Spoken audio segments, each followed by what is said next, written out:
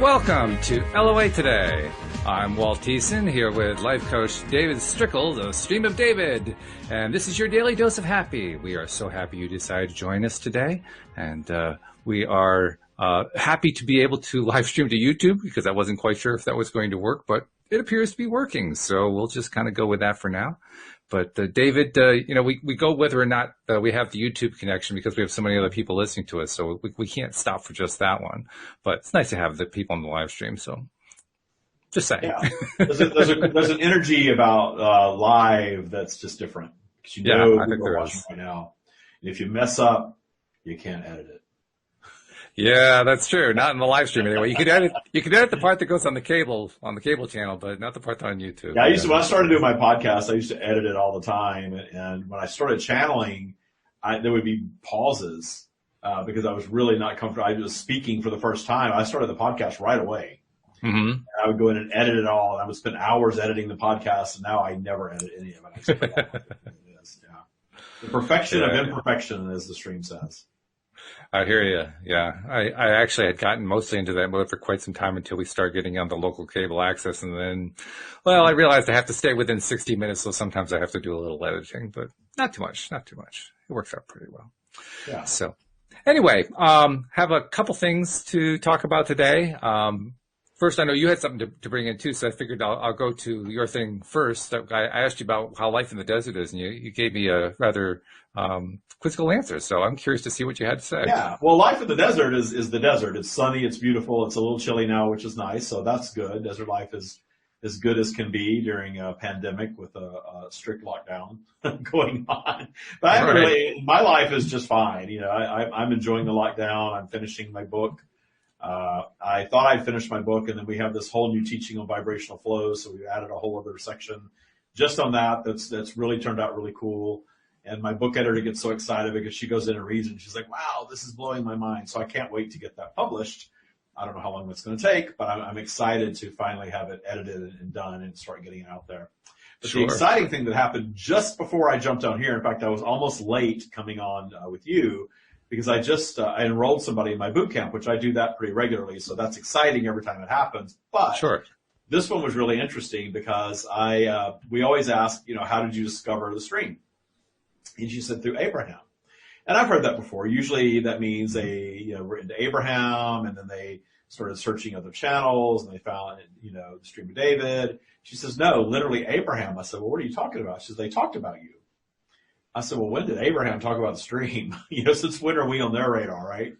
And she said that she was watching a YouTube video, and it was one of those, I guess you would call it a bootleg video, where somebody has just the images going and just the audio plays. Okay, right. And it was a hot seat video, so this had to have happened before COVID, right, when they were doing lives. And she said somebody got up in the hot seat and said to Abraham, why does the Stream of David go deeper into some things than you do? Oh, my. And she said, and I want to hear this. I have not heard this. This is secondhand information. Right. She said that Abraham's answer was because they're just so much smarter than we are, which I'm sure would be funny, right? But I begged her. I said, please go find that clip and send it to me, because I would love to hear that, because I've never heard that before. But she said that she heard that a couple of months ago, and then when she heard that from Abraham, she really started listening to the stream, and now she's in boot camp.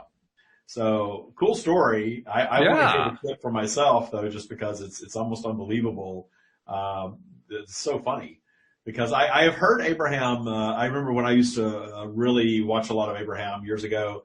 I heard somebody ask about Ramtha once, and they kind of made fun of Ramtha, and it was kind of funny. So, well, Esther has a sense of humor. Abraham has a sense of humor. So I would just, whatever the answer is, I would just love to hear it. So if anybody out there listening to this knows where that clip is on YouTube, send it to us, because I'd love to hear it and see it. Absolutely. Yeah, I want to see that too. To get a mention on an Abraham workshop, that's very cool. So yeah. So I want to see it. All right. Anyway, I just learned about that within the last hour. That just happened because I just got off the meeting with her, and she's in boot camp now and jumped right on with you. So, wow. Really fresh information. Very, very cool. All right. I like that. Well, I have more fresh information. This is specific for LOA Today listeners, particularly those who use the LOA Today app on an iPhone. For the last 3+ months, I've been trying to resolve a couple of issues that listeners had reported with the episodes stopping playing in the middle, and if they went to try to do something else while they were listening to an episode, the episode would stop and things like that. And I think we've got it resolved. I just uploaded the latest version. So you're looking for version 1.1.80, so the one that ends in 80. And that just updated today. So, for those who had an issue with that, give it a shot. If you are still having a problem, obviously, get in touch and let me know. If you find that it fixed it, obviously get in touch and let me know. I want to know either way. But I think we got this. And I have to tell you, David, this is kind of a little mini test for me, because obviously we hear on the show, we're talking all the time about maintaining your vibration and how you get better results when you're in the high vibe, and how you're dealing with polarity all the time, but there are things you can do to kind of take a step back and see things from a longer perspective, and so on and so forth. I was trying to do all those things, sometimes successfully, sometimes not so successfully, but I was trying to do all of them, and I kept stumbling through, finding one little thing here, one little thing there, one little thing there, and then all of a sudden I had a breakthrough just a couple days ago. And it was after going through about, 200 steps. I don't know how many steps it was. And I had this breakthrough. And you know what the really exciting / annoying thing about it was? It showed me that the thing that needed to be changed was so simple that I was just overlooking it every step of the way. I had literally overthought the whole thing and didn't realize it. Which dropped your vibration, which held you away from a solution. Exactly. Yeah.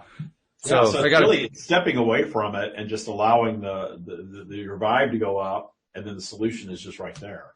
Yeah. But we don't do that. We think we have to dive into it and fix it and take action and all that stuff, and it just makes it worse until your vibe goes up. This vibration. Well, it's even more annoying when you know this stuff and you still go and do that anyway. Oh, we all do, yeah. Of course, because it's still fun to be human, and it's fun to get down in that low vibration and not even really realize that you're down there until things start going awry. And then what are you going to do? You're down in low vibration. You're not necessarily making the best decisions. It's like being intoxicated, and you decide not to go do something to raise your vibration. Instead, you're going to keep hammering. I'm a type A personality. I do it myself, and I'm doing it less and less and less as I go. But I'll dive into doing that. Well, I got to fix this. I got to figure this out. And yeah. It's almost like it has an addictive quality to it. Which is kind of a strange thing, because I always associate addictions with a need to mask some sort of a pain, but it doesn't necessarily have to be pain. I mean, clearly it can just be a habit. And in that sense, I guess the pain is I don't want to have to leave this habit behind. I'm used to this habit. So yeah. Well, when you're in a habit, you're tuned to a vibration of, and you're habitually tuning to the vibration of, because you're reacting to the vibration, you're reacting to the habit, and acknowledging it and keeping it active, and you stay in it. That's how people stay in unwanted cycles throughout their lives. For a long time, yeah. Yeah, sometimes forever. So it's a great thing to actually celebrate when I break the cycle. That's what I like to do, and that's what I did in this case. I broke the cycle, and I said, yeah, I did it. Well, all right. How powerful you are. That's the thing, is let me step back for a moment and remember how powerful. Oh, that's right. Yeah. Remembering how powerful I am, and remembering and believing how powerful I am, because I think the trust, right?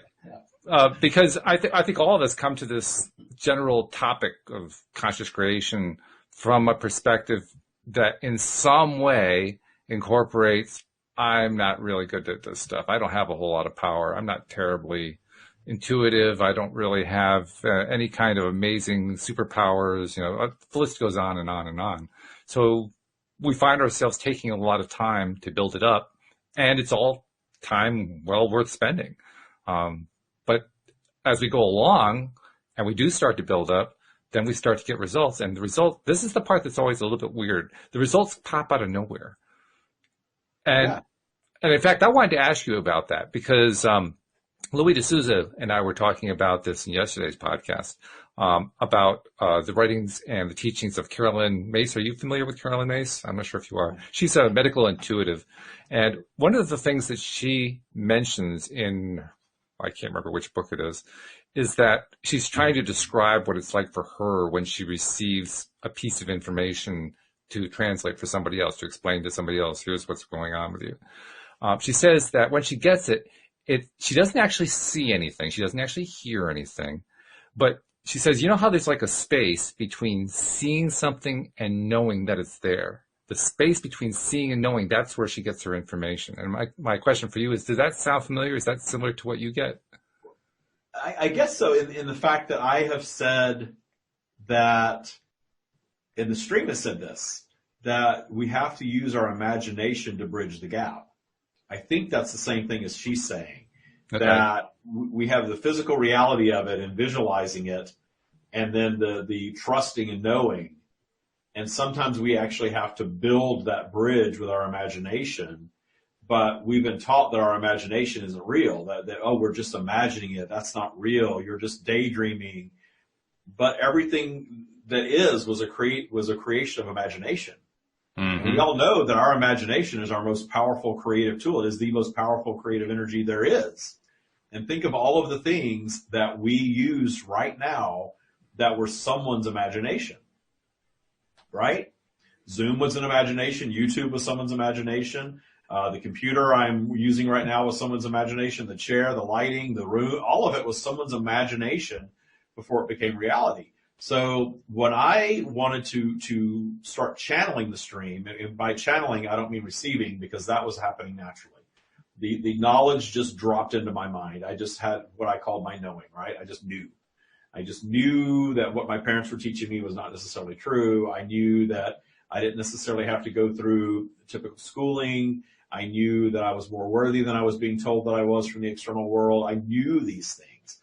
But for me to start speaking it and writing it, I was trying to conjure this Esther Hicks-esque experience of being possessed by the stream.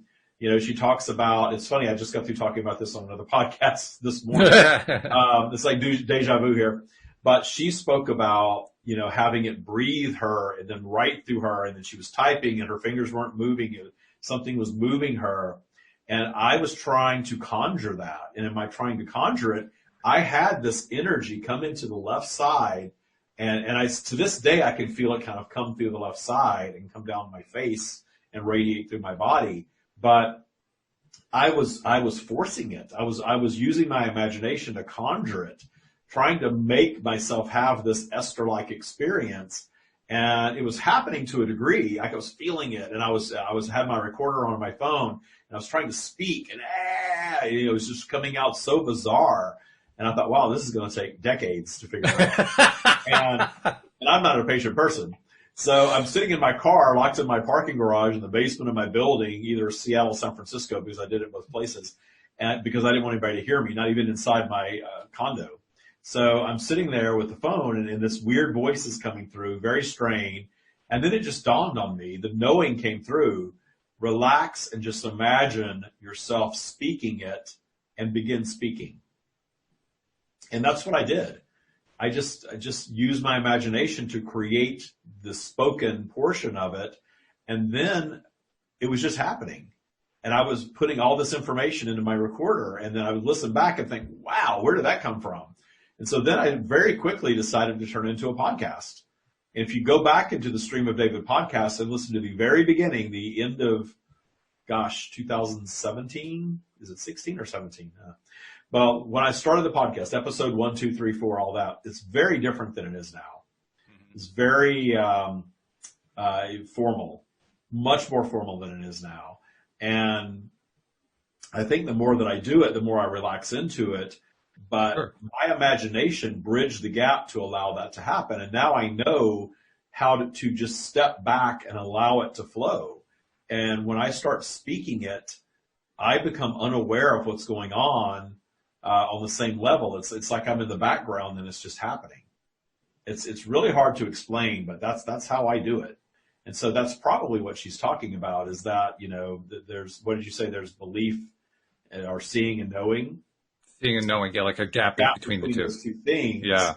I think imagination bridges that gap for everybody. Mm-hmm. Yeah. Okay. That makes sense. Well, also, I'm glad that you brought up what you brought up about how did you describe it? You just receive stuff that how did you call that? You described that in a particular my knowing. way. Your knowing. Okay. Before I ever called it the stream, I just called it my knowing, but I didn't talk about it publicly.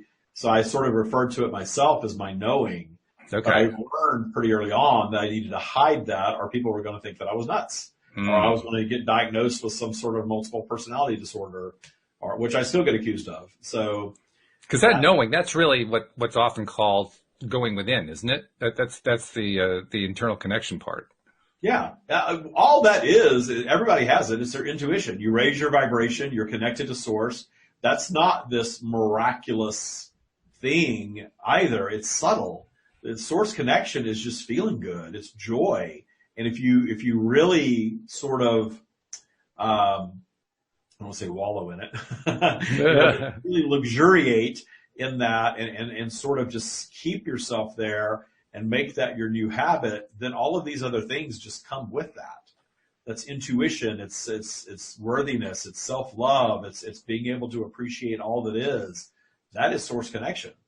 And it's amazing. And when you work your default vibration higher and higher and higher, it's easier and easier and easier to access. So I think most people who are conscious creators understand the value of going within, of increasing and improving that connection to one's inner being. So I kind of wanted to make that the topic today and talk about what are some of the ways that we can kind of improve our ability to recognize that knowing and to latch onto it and stay connected to it more often. Because I figure if there's anybody who knows how to do that well, it's a channel, and you're a channel and you're good at it. So who else can I ask for who's better qualified to answer that question than somebody like you? So give us some ideas. What are some of the best ways to kind of improve our ability to receive that information, receive that knowing? Yeah, well, what I developed with the Taya practice that I developed is all about that. So, okay. The four components of that are forgiveness, which is cleaning up your transgressor energy through appreciation, actually. So those are that transgressor energy is always present, and that's the energy. You know how we talk about when you're on the spiral or ladder or whatever you want to call it, and you are above neutral, you're in positive territory. Source can meet you there and connect with you because you're in appreciation of you and all that is, which is source energy, and that source connects with you, and you can actually build momentum in that high direction because you're connected to source. Well, when you go below neutral, you go down into negative vibration, if you will. Your transgressor energy has the same power. It's not evil. It's not Satan. It's not the devil. It's not demonic. It's your transgressor energy grabs hold of you and pulls you down. And it's through your thoughts. It's through your triggers, hearkening back to when you were, mistreated in some way, or those walls that you build because, it didn't work out last time, so you're not going to allow yourself to feel that pain again. All that stuff, that's transgressor energy. So cleaning that up, getting some sort of practice together that works for you, that allows you to connect with source much of the time. Meditation is just one. Certainly quieting your mind is something that automatically allows the source connection that's already there just to be realized. It's always there. A lot of people have a lot of trouble quieting their mind and staying in that state. So appreciation activities. Anytime you're up in that high vibrational state of appreciation, love, joy, self-appreciation, there's as much value, if not more, there than just meditating, just quieting your mind. A lot of people teach meditation because they don't want to acknowledge spirituality. And so they talk about mindfulness and quieting your mind. Michael, my partner, is a psychologist. He is not particularly into this stuff, but he's into mindfulness. He's into quieting his mind. I said, well, do you know why you quiet your mind? He gave me the psychology answer. I said, why you really quiet your mind is because that's your natural source connection that you're allowing to be realized in that moment. He's like, okay, whatever. So, or a scientist, they need proof of that. I don't need proof of that. My feeling connection to that is that's faith, right? That's all the proof that I need is how I feel in that moment and how good my life gets when I'm in that space more often. So source connection, forgiveness. The other thing is understanding and appreciating polarity, which is a huge part of our teachings that I think a lot of people aren't teaching right now. But polarity is a universal energy force that has an ebb and flow to it that takes us sometimes up our spiral and sometimes it takes us down. But it's not necessarily negative. It's not necessarily bad to go down and get out of alignment with source, because when we go down there, if we are appreciating polarity, we understand that's just there to sort of regulate our positive manifestations and to create some obstacles for ourselves, because we need things to solve, because the solving of and the evolution beyond is our creative process, which is our expansion as a human and as an eternal being. That's what expands the entire universe, is new creation. We wouldn't create anything new if we lived in perfection. Think about it. If we all agreed about everything all the time and we were living in this utopia that everybody thinks they want, and we all just sat around and you're right, there's no problems. Nobody has to do anything. We're living in perfection. Well, what's offered in perfection? You get bored. And inevitably, we're going to create some drama just because we're bored. You see people do that in their lives. When their lives get too good, when people start, when there's too much financial abundance, all of a sudden the gambling addiction or the drug addiction or the affair or something like that rears its head because of boredom. Because we need to create some drama just for interest in our lives. When you have nothing else to worry about, you're going to create something to worry about. That's the universal process of creation, and we're not going to escape that as human beings. So understanding polarity is a big factor in that, because once you appreciate polarity, then the downtime is not bad, evil, negative. It's just downtime. And you can even get to a place where the obstacles that you create down there don't cause that step one reaction of plummeting into fear, anger, frustration, whatever it is. You can be trying to do something and realize that, this isn't working, which is a clear sign that I'm DTS. I'm down the spiral. My job is to go get an espresso or go outside and play with my dog and look at the sun for a moment, breathe a little bit, appreciate, raise my vibe, and know that when I come back here, it's just going to work. And I've never had that fail for me, ever. So you can operate like that, where you just don't allow yourself to get into frustration. And if you do, it's okay. But you're just not reacting that way anymore. You skip the step one reaction, meet your obstacles in joy, vibration goes right back up. Oh, yay. A letter from the IRS. Great. Opportunity to manifest more. I had that experience. When the letter from the IRS showed up in the mailbox, I realized, hey, I've been going down this negative path of money, and here's the universe sending me another piece of evidence. You know what it is when that envelope shows up. Open it up, sure enough, we've decided you owe more tax from 5 years ago. Okay, great. But now, for me, it was knocking me back into alignment, because I saw how out of alignment I was regarding money at the time, and that's why I manifested that. So it ended up being a really good thing. It actually took my vibration back up, and I can't even tell you how that got solved. It just did. It's a funny thing that you mentioned. Funny thing that you mentioned IRS letters, because I've received a number of IRS letters over the years, but the thing was, in almost every case, I had that universal reaction. Oh God, right? It's the IRS again. And then 9 times out of 10, the letter didn't say anything at all about owing more taxes. It was, over some other minor issue, something easily resolved, had nothing to do with owing money. But I always had that association. And over time, it has lessened. I haven't been able to get rid of it entirely. I like the idea of what you talk about, being able to let go of the frustration before it takes hold.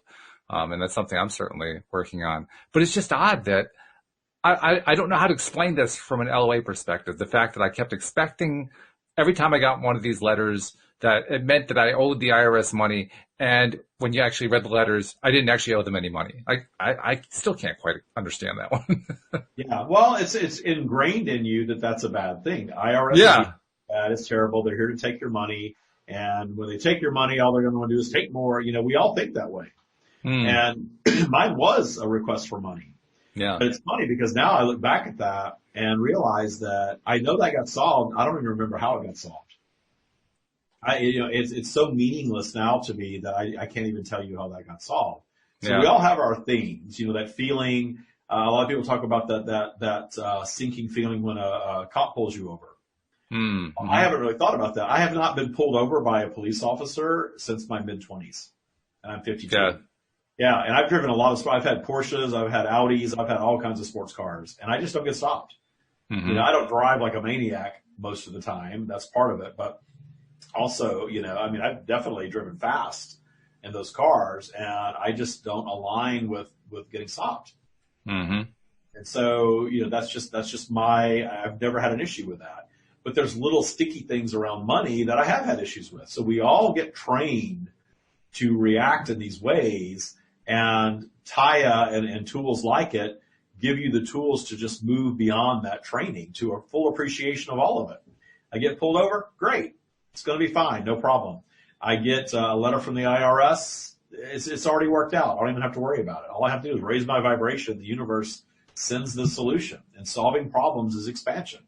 So you get better and better and better at just reacting in joy to everything that life delivers, because it's all a manifestation. Yeah, that's really the skill in it, isn't it? Learning to react with joy, even when it's something that we would normally not react to with joy. And it takes some time, takes some training, takes some practice to do that. But you know, part of it, the fun of it too, is the ongoing learning experience of that. You know, whenever something creeps up for me, it's just like, wow, there's something else that I can work on. And I'm not trying to rush toward perfection, because that's just not right.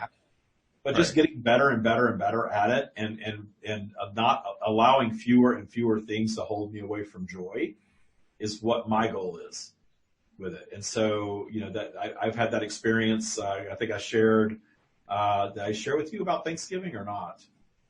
I haven't been on here since Thanksgiving, have I? No, I don't think so. No.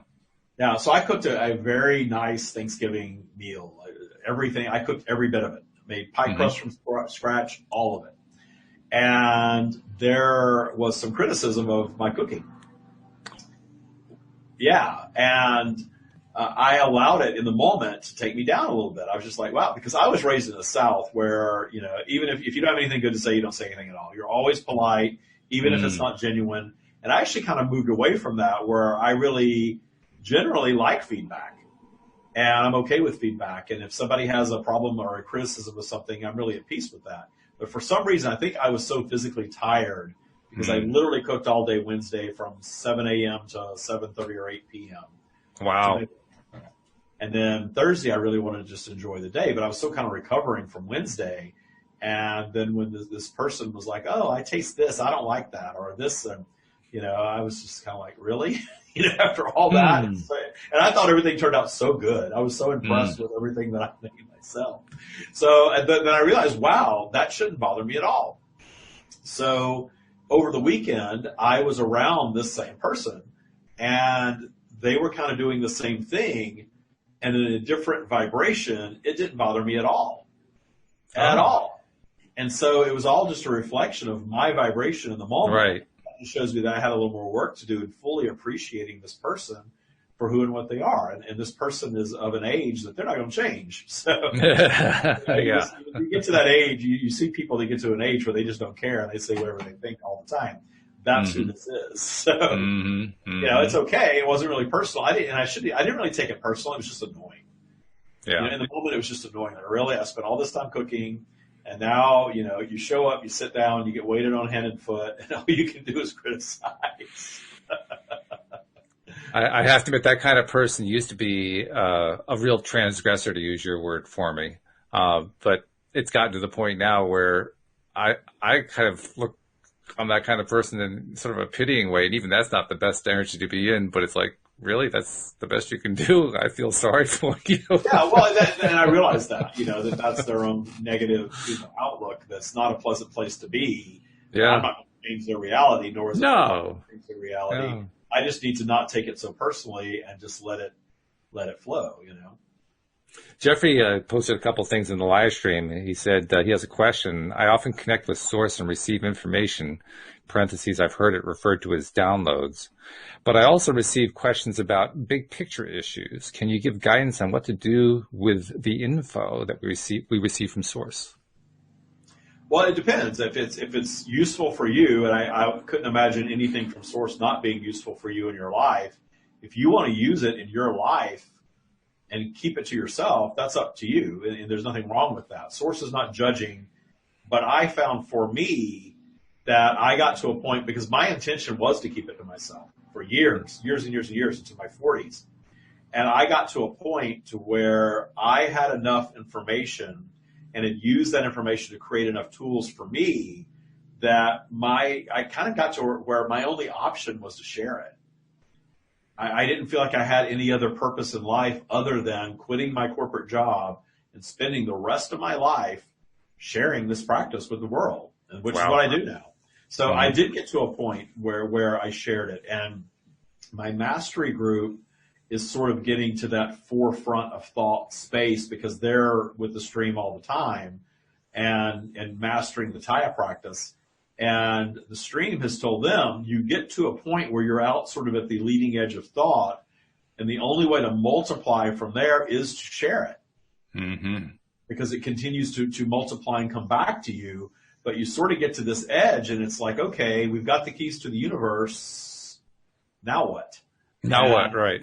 Sharing it is the now what. That's how, because for me, when I started sharing it on my podcast and then started interacting with other people, especially in person, video is kind of second to that, but so much more information came.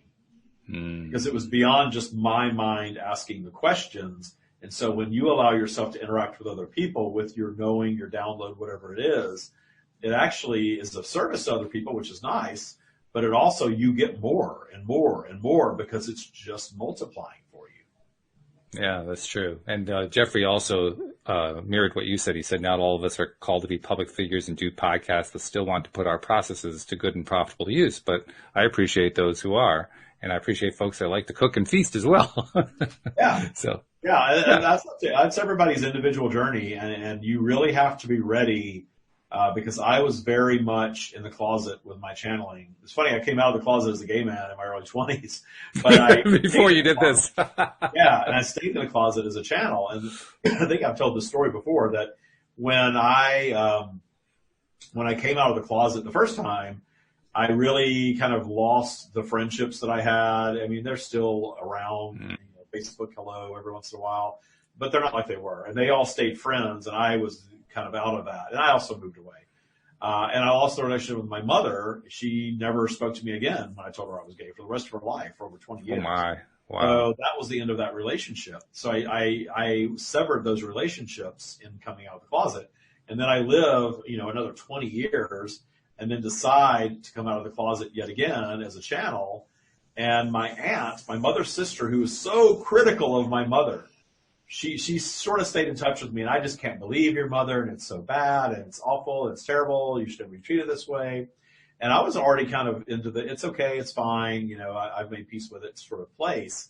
She was so judgmental of my mother about it. But then when I came out as a channel, she comes on Facebook and announces that I'm going to burn in hell and So it's like, wow, I lost my mother in round one, and lost my aunt in round two, and my cousin, also her daughter. I haven't heard. And I'm still in touch with some of my family for sure, but a lot of people, it can be lonely. I live in Palm Springs, in a community of ironically mostly gay men. And, I spent my whole life, a good part of my life, dreaming of moving here and kind of retiring and living in this weather and living in this little bubble where I'm not a minority, and it's going to be so cool. Well, what I found here is a lot of people, when you say that you're spiritual, the wall just goes up right away. They don't want to hear the spiritual books. They don't want to hear any. They don't know how to deal with it. It's not like living in Sedona or someplace like that where everybody probably thinks it's really, really cool. But then I need to make peace with just being able to live among whomever and have my experience and not worry about whether I'm accepted or not. So, Michael and I are here. His parents are 2 blocks away. That's just our life right now, and I'm happy. So I'm just not worried about it. If people don't want to be my friend because of it, then don't be my friend. But you are a unique individual when you are out there putting yourself out there as a public figure in a channel. There are life shifts. For me, it's worth it. But I think that's everybody's decision to make, because it changes your life. It definitely changes your life because you have a sliver of the population that think it's amazing, and you have a big chunk of the population that thinks it's nuts. And I'm completely at peace with that. I'm not looking to convince skeptics. I could care less about going on. Sometimes these people, I remember I used to listen to Howard Stern. He always talked about having the Long Island medium on because he wanted to debunk her. He wanted to get her on the show that she wasn't. I'm thinking that woman could care less about coming on your show. Absolutely. Being debunked. Why does she need to prove anything to you? If you're not into it, don't be into it. That's how I am about Stream. If you're not into it, don't be into it. They even say if these words don't resonate, move on. They're not for you at this time. And I totally believe that. The Stream is here for people that are ready for the Stream. And thankfully there are a lot of them, and it seems to really resonate and help people that are into it. Yeah, that's the cool part. Yeah. And also that whole thing you just did there ties back beautifully to the topic, the way I brought it up, which was finding the different ways to make and develop that knowing connection, as you call it, that ability to discern. I mean, for me, I know that the biggest challenge I've had is being able to distinguish between a quote knowing message and my own mind, my own ego generating something. And to this day, that still seems to be a problem for me to distinguish between the two. I think I've got I kind of have it sorted, but not completely. Yeah. If you're up in high vibration and it just blossoms, that's source. If you're trying to figure it out, you're disconnected from source by trying to figure it out. And you're that's a good point. A creator, so it's okay. But those ideas that just blossom, as long as you're in high vibration, if there's no fear and there's no judgment attached to it, you can't go wrong. When you attach fear and judgment, your vibration drops, and then you doubt it, you question it, you fear it. But I always tell everybody, if you want clarity, to me that's clarity, right? Source information is clarity. Clarity is removing fear and judgment from any question, any topic. If you remove fear and judgment, what do you want? What do you want next? People say they don't know what they want to do with themselves. They always have something they want to do. They just are fearful of it, are judgmental of it, and they don't allow themselves to believe it, so they say they don't know what they want. But everybody knows what they want. And if you do a little clarity exercise of removing fear and judgment, you will discover new things that you want. And if you believe that anything is possible and just set that intention that, hey, this is what I want, I believe it's possible. It's not my job to sit and try to hammer away at this every day because you have vibrational flow. So inevitably you're going to trip yourself up in flow. So don't do that. Just set the intention that you want this to be, and you're going to let the universe figure out how that's going to be, and then make your work just being up in high vibration. Just appreciating the blue skies and the chirping birds and the snow and the rain and the whatever's going on. That more you appreciate, the more you're just keeping your vibe high. And interesting you should mention that too, because as listeners know, the main work that I do is managing my wife's gardening services and maintenance business, and we are now out of our season. We're in the off season, and I've got I've collected most of the customer checks that had been collected. It's like 3 more, I think, that have to be collected, and then that's pretty much done. And then the next thing is taxes in January, so I have nothing going on for December other than just enjoying that it's December. So I'm figuring, well, this is a great time to make it a deliberate thing of just appreciating all day long, just doing day long, all different kinds of things I can find to appreciate, feel good, get high vibe, stay high vibe, see how long I can stay high vibe, and how many different ways can I do it, and how many different ways can I share it here on the podcast and so forth. So I've almost kind of made it like a bit of a challenge, like how high is up? I'm not sure how high up is, but I'm going to try to find out. I see you have a visitor. Yeah, that's you mentioned staying in Joy. Well, this is Joy. That's his name. This is Joy the cat, the one who went through all the medical stuff. He's still joyful. That's good. He's very joyful. Yes, he was getting lap time too, and he was very much appreciating that. Nice.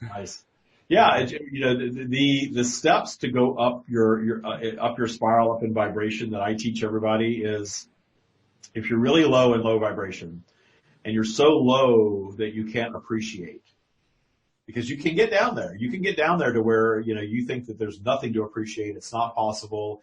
You start trying to appreciate and all the negative just kind of overtakes. That's because your vibe is really low. The best thing to do when your vibe is really low is a low thought activity. I think I've talked about this on here before. Mm-hmm. Take up ironing, gardening, doing something productive that takes a little bit of your thought, even if it's just go take a hot shower, go do something, take some action that takes your focus, a little bit of your focus, not too much, because if it takes a lot of focus, then you're going to get frustrated because when you're down there, nothing goes right. So low thought activity is the first quadrant, or the first third of it actually, is low thought activity. The second thing would be active appreciation. And then the highest thing would be just meditation, just being.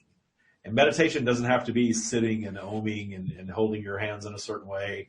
It can just be taking some deep breaths and just feeling like still and just feeling that higher self / source / God connection that everybody has. So those three things will take you up in vibration every single time. But when you're low vibration, you have to remember it's like being intoxicated. You're not thinking clearly. Your judgment is not the same. And sometimes you don't think you have access to any of that. But if you learn to sort of make yourself disrupt that feeling by doing a low thought activity, and then from there thinking, I'm going to go actively appreciate now.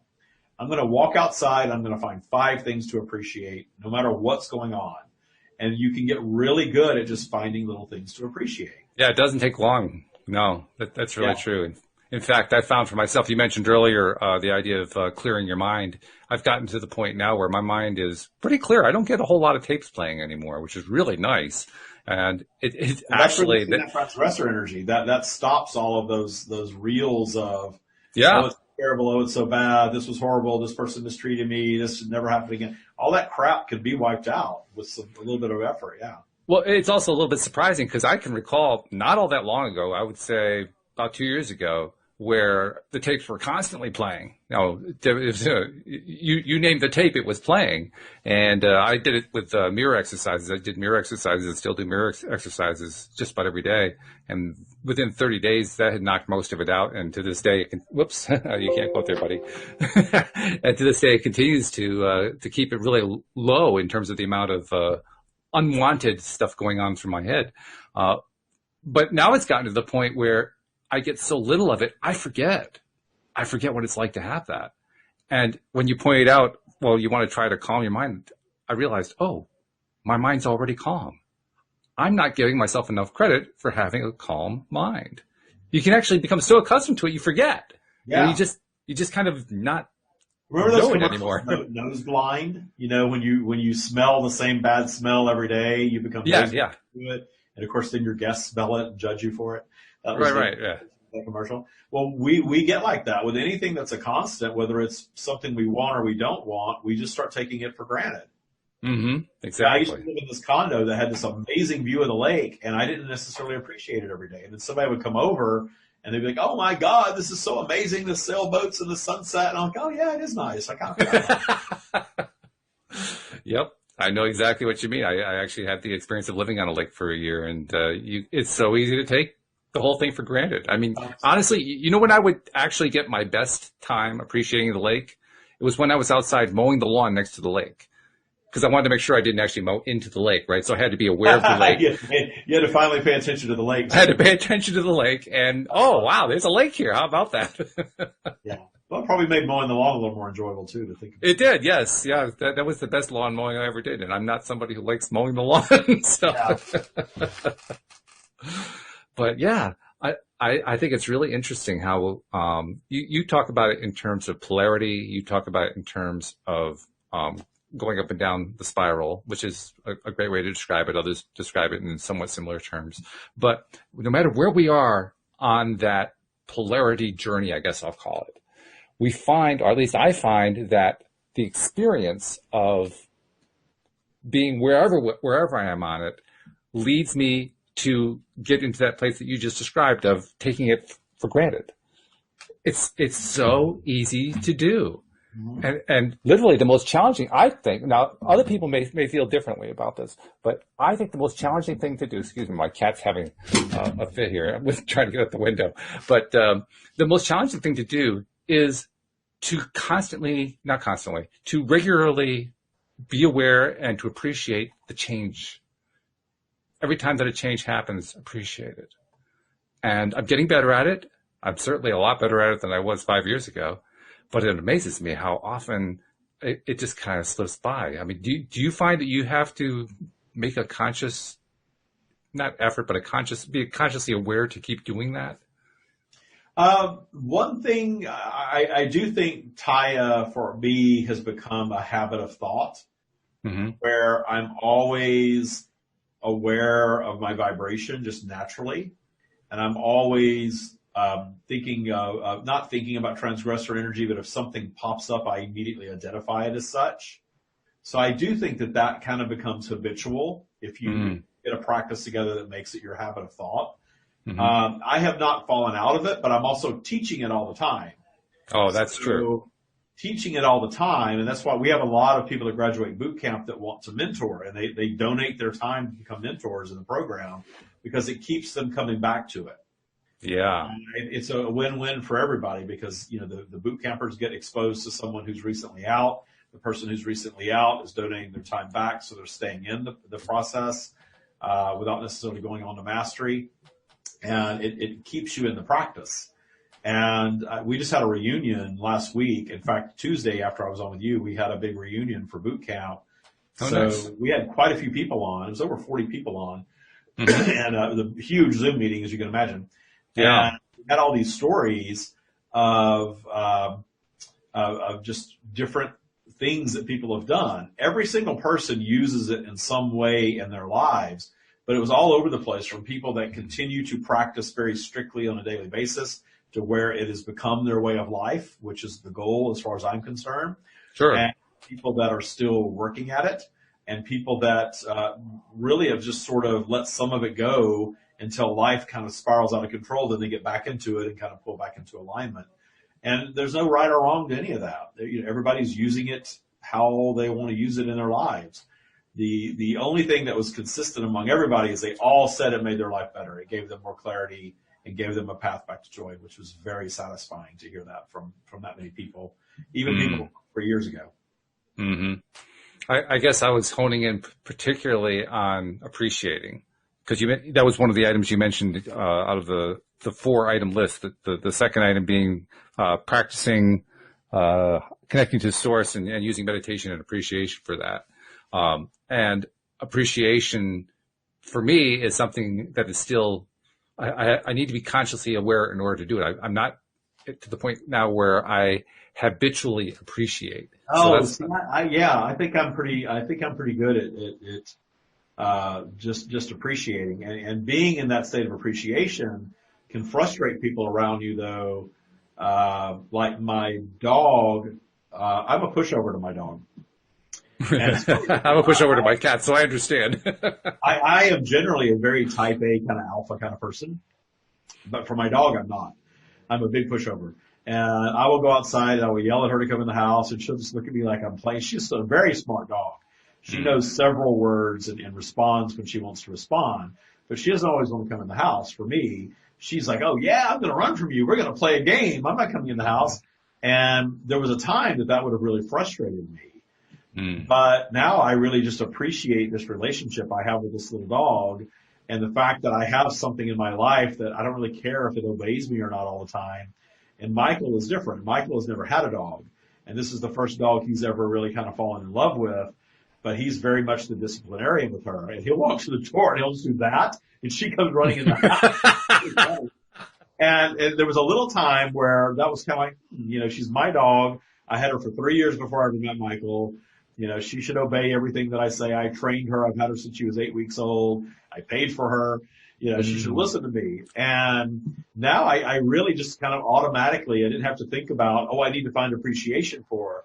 I just kind of automatically go to that place of, I just love this little dog. And if she doesn't want to listen to me, I know that the secret word to get her in the house if she's ever in danger, which is TREAT. I won't even say it right now because she's probably that'll always get her in, but I don't want to always use that to get her in the house. And I just keep her as she is, which is, I do that automatically most of the time. I didn't do it on Thanksgiving apparently, but most of the time. throughout the day. It's a beautiful day outside. Oh, I love that I work from home. I love that I wear slippers all day long. I do think like that all the time, all the time. So, one of the things that's come up, I think I talked about this last week, I put on weight since COVID because I started cooking and we kind of eat for recreation now. And then the gym is opening and closing and I'm not in a solid gym routine like I used to be. And a year ago, I was in the best shape of my life.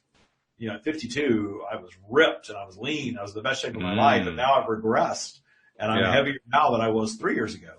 Oh, wow. And I'm realizing that I definitely want to get back into alignment with good health and healthy habits, but I also need to just appreciate the phase that I'm in and love myself no matter what. And that's something that I'm teaching myself right now, that I don't need to worry about that so much. This is just something that I'm experiencing, that I'm flowing through. And, for a while there, the vanity was kicking in. Oh, I look so fat on video and I don't do that anymore. It is what it is. And if I'm the old fat man that channels, I'm okay with that too. So it's funny because when I went on TikTok, and I was feeling that way about myself, and I didn't even think I looked like I'd put on weight, but somebody on, people on TikTok can be brutal, right? And somebody on TikTok, sure. You're so good at manifesting, why don't you lose some weight and stuff like that? And I got a couple of those comments, and it kind of hit me that all I'm getting is what I'm already feeling about myself. So I can't be upset at that person. I'm attracting it. Since I made peace with that, I have not gotten a comment like that anywhere. Right.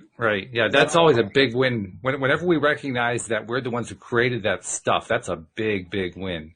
And I've been getting more of that in my own life, and I've gotten emails and letters from people who are listeners talking about their breakthroughs in this way. That's the best kind of breakthrough, I think, anyway, because that's when we're realizing our own level of trust in how this works. You talk about trust frequently, about how important that trust is. Well, that trust builds through experience.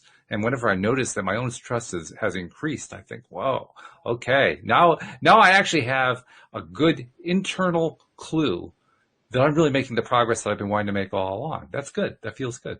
Yeah. Well, and real progress is not about achieving perfection anyway. It's appreciating the. Yeah, it's not the perfection. Perfection. Yeah. It isn't so much that I want to be perfect. It's that I want to be conscious.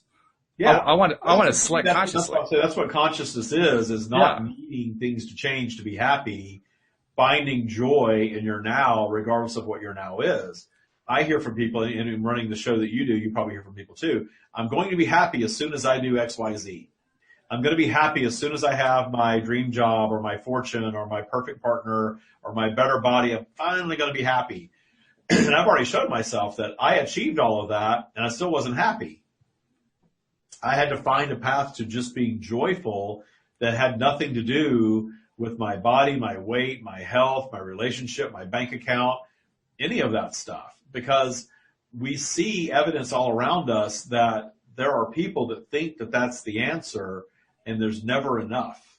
That's where billionaires come from, right? People that think if they just have the most money and they top that list, they're finally going to be happy.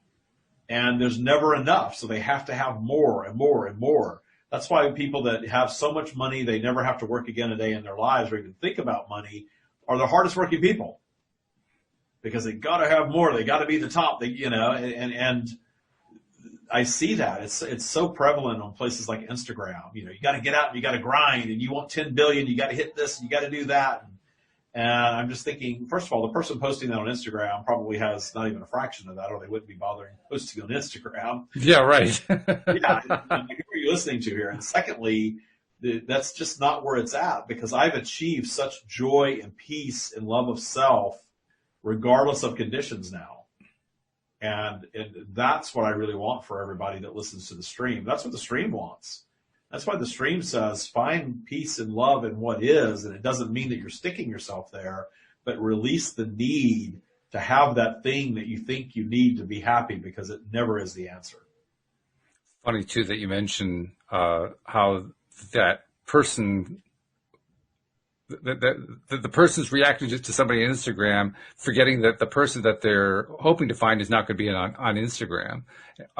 It's a way of saying, I've seen it in terms of, I'm going to criticize this person as a law of attraction practitioner, because if they were so good at this stuff, they would be wealthy and they'd be healthy and everything would be fine. They wouldn't have any problems and yada, yada, yada, yada.